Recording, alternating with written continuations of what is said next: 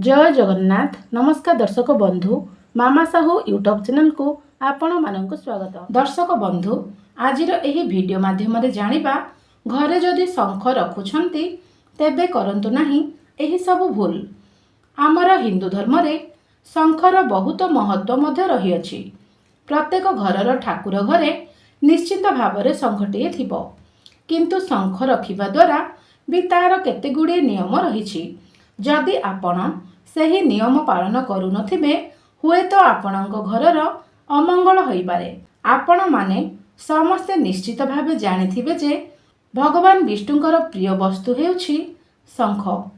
आपण माने देखिथिबे भगवान विष्णुଙ୍କର हातरे शंखटिए सर्वदा सभा पाई थाए।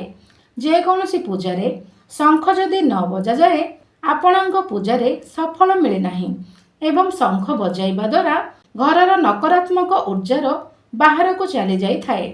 आपण माने जानिथिबे जे संध्या समय रे नकारात्मक शक्ति मानकर प्रभाव बहुत अधिक थाए। सेथिपाई प्रत्येक तुलसी गछ मूले जेतेबेले संध्या दीप दिया जाए तापरे शंख बजा जाए एवं शंख को जेतेबेले आपण माने बजाउछंती मने रखंतु 3 थर एवं अधा बजाइबे।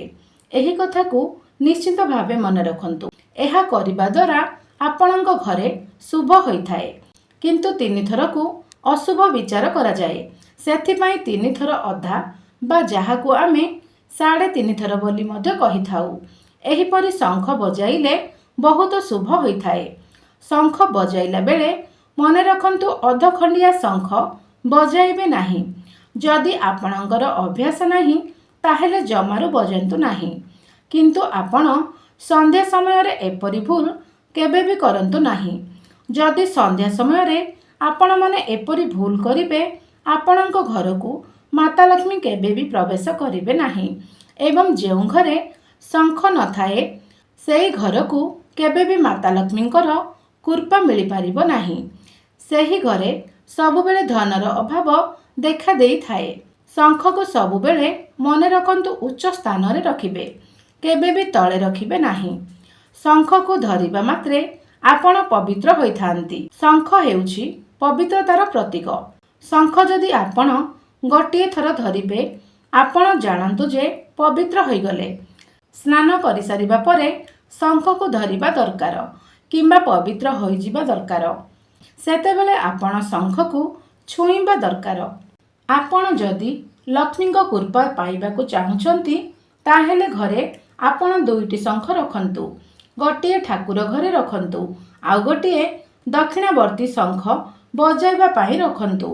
दक्षिणावर्ती शंख जेउ घरे थाए सेही घर सबुबेले धन्य धान्य रे भरपूर होइथाए एवं से घरे सबुबेले मंगल होइथाए एवं अशुभ केबे भी होई न थाए।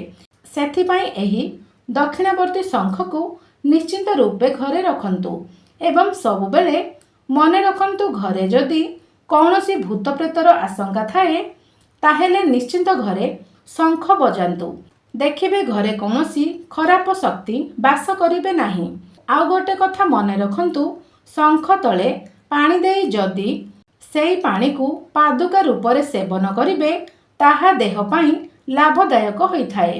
शेषरे गोटे कथा मने रखंतु, शंख आनी घरे रखिदेले हेबनी। प्रत्येक दिन शंख बजाइबा दरकार एवं शंखरे पाद गोड़ न बाजिबा दरकार। तेबे आपणको एही भिडियोटी किपरि लागिला आमको निश्चित भावरे कमेंट करी जणांतु एवं आम चैनल को सब्सक्राइब करंतु। भिडियोटी को गोटे लाइक करंतु। धन्यवाद।